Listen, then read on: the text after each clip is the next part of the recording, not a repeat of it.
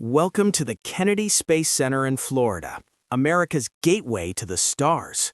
At the heart of this complex stands the iconic Vehicle Assembly Building, or VAB, one of the largest buildings in the world by volume.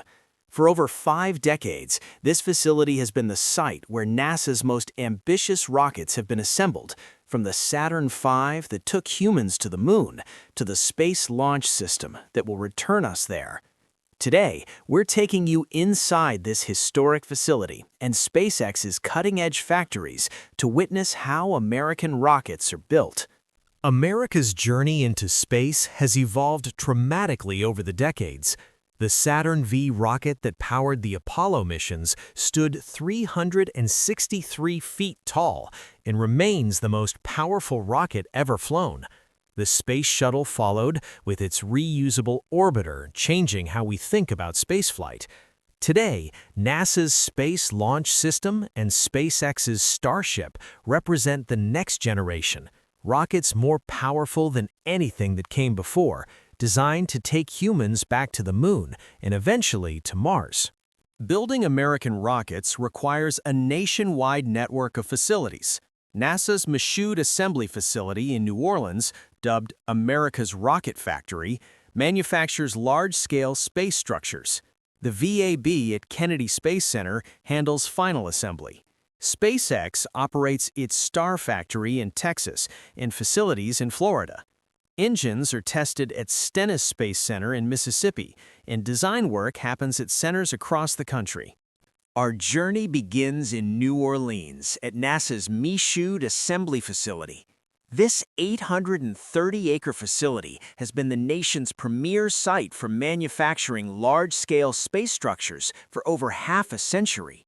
Here, more than 3,500 workers are building the core stages of NASA's Space Launch System rocket, the most powerful rocket ever built by NASA. Walking into Michoud is like entering a cathedral of industry. The scale is overwhelming. This facility has been producing flight hardware to astronauts back to the moon.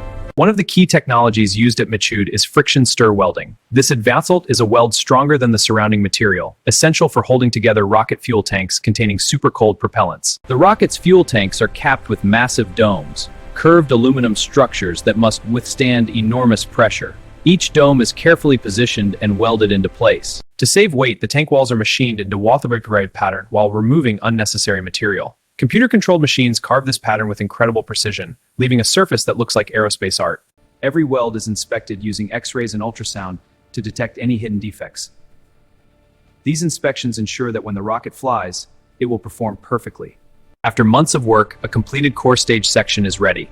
This 212-foot-tall structure will later be mated with its engines and boosters, but first it has to make a 900-mile journey to Florida. To move these massive components, NASA uses the Pegasus barge, a specialized vessel designed to carry rocket stages from Louisiana to Florida. The 900-mile journey takes. When Pegasus arrives at Kennedy Space Center, the real work begins. The core stage is carefully offloaded and transported to the Vehicle Assembly Building, that massive structure we saw at the beginning of our journey. The Vehicle Assembly Building is one of the most iconic structures in spaceflight history. Standing 525 feet tall, it corresponds to 20 kilometers straight. Step inside, and the scale becomes almost impossible to comprehend. Workers below look like tiny ants. The VAB is built to a set hardware. Before the core stage arrives, other components are already making their way to Florida. The solid rocket boosters, which provide 75% of SLS that liftoff. In the VAB, workers begin stacking the solid rocket boosters.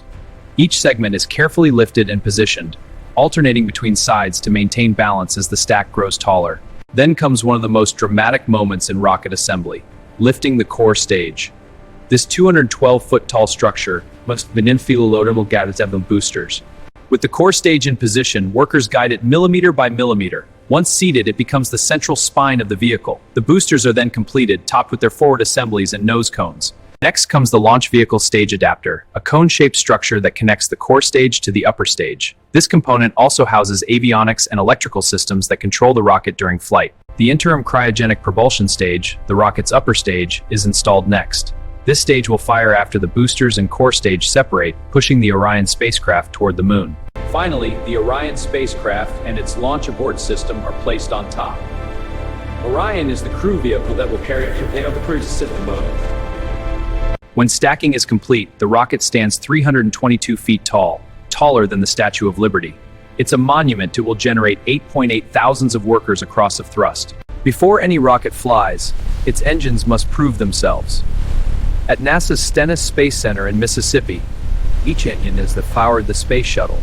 Watching an engine test is an overwhelming experience. The sound alone is physically felt, vibrations that shake your entire body. Engineers monitor every parameter, ensuring the engine performs exactly as designed. While NASA builds its rockets using traditional methods, SpaceX has taken a radically different approach. Let's travel to South Texas, to a place called Starbase, where SpaceX is building the most ambitious rocket in history, Starship. The transformation of this place has been remarkable.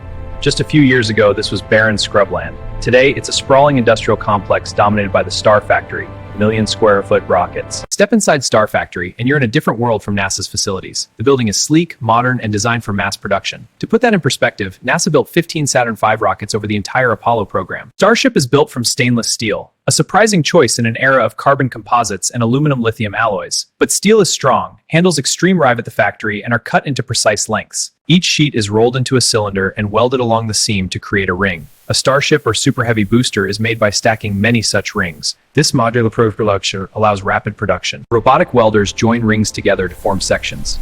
SpaceX has developed custom welding tools that can complete these seams quickly and reliably. The welds are inspected and tested to ensure they can withstand the immense stresses of launch and re-entry. Fuel tanks require domes, the rounded ends that cap each tank. These are fabricated by welding steel plates together and then forming them into shape. Each dome is a complex structure that must hold supercold propellants under high pressure. The nose cone, where the payload or crew would sit, is assembled separately.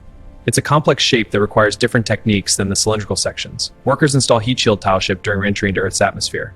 Starship's grid fins, those distinctive waffle-like surfaces, are installed at the aft end. These fins control the vehicle during descent, allowing it to steer toward a precise landing point. Each fin is a complex piece of engineering. The Raptor engines are the heart of Starship. Each engine is a masterpiece of engineering, burning liquid methane and liquid oxygen to produce over 500,000 pounds of thrust. Raptor is a full-flow stage combustion engine, one of the most complex engine cycles ever devised. It's incredibly efficient and powerful, and SpaceX builds them at a rate of several per week in a dedicated engine factory. Unlike NASA's vertical assembly in the VAB, SpaceX initially built Starship sections horizontally and then stacked them vertically in outdoor bays. But with the new Gigabay facilities coming online, more assembly will move indoors. SpaceX is building two massive Gigabay facilities, one at Kennedy Space Center and one at Starbase in Texas. Each will stand to allow staying on 380 feet to and 400 production. When fully stacked, Starship and Super Heavy stand approximately 400 feet tall, the tallest rocket ever built, towering over the Texas coastline. But building it is only half the story. It also has to fly. Launching a rocket of this size is an incredible challenge. The first test flights have been dramatic, some ending in explosions. Each flight teaches us something since failure to develop. One of SpaceX's most remarkable achievements is catching the Super Heavy booster with the launch tower, giant mechanical arms reaching up for rapid reusability. Refly the same vehicle multiple times, like an airplane. NASA's SLS and SpaceX's Starship represent two different approaches to spaceflight. SLS is commercial, experimental, traditional, and focused on mass production and reusable. The ultimate goal of both programs is to return humans to the moon. NASA's Starship program will use SLS to launch. From there, they'll transfer a star to lunar orbit. NASA has selected Starship as the human landing system for Artemis, a special lunar version of Starship leveraged to this basic rapid development approach for NASA's historic mission. But the ultimate destination is Mars.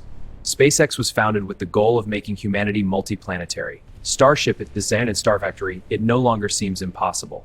Before any rocket flies, it must survive simulated spaceflight on the ground. At NASA centers across the country, components are tested in vacuums that mimic the void of space and in acoustic chambers that reproduce the deafening noise of liftoff. A modern rocket contains millions of lines of code and thousands of electronic systems and control every act of flight. 8 kilometers of wiring connect 46 extreme temperatures. At NASA's Langley Research Center, engineers test scale models, study how air flows around the rocket at supersonic speeds, ensuring it will remain stable during the most demanding parts of flight. Behind every rocket are the people who build them. Tens of thousands of Americans work across the country. In Louisiana, building core stages. In Mississippi, testing engines. From the first Mercury launches to the Apollo moon landings, from the Space Shuttle to the International Space Station, from Artemis to Mars, American rockets have carried humanity's dreams for over 6 decades. Each generation builds on the work of the last, reaching farther, pushing harder, dreaming bigger. As we watch these magnificent machines climb toward the heavens, we're witnessing more than just engineering. We're witnessing human potential made real. Built by American workers across the country, tested by American engineers, and flown by American astronauts, these rockets carry not just cargo, but hope. The journey is far from over. The moon awaits, Mars calls, and the rockets being built today will take us there. If you like this video, please like, comment, share, and subscribe to All Factory World for more incredible manufacturing documentaries.